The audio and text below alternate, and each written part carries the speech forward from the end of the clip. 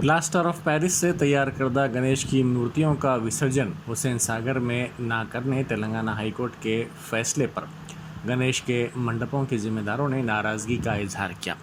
इन मंडपों के जिम्मेदारों ने इस मसले पर एहतजाज किया और हुसैन सागर में ही विसर्जन की इजाज़त देने का मुतालबा करते हुए टैंकबंड पर रैली निकाली। इस रैली के नतीजे में सड़क पर गाड़ियों की आमद-रफ्त में कुछ देर के लिए खलल पड़ा।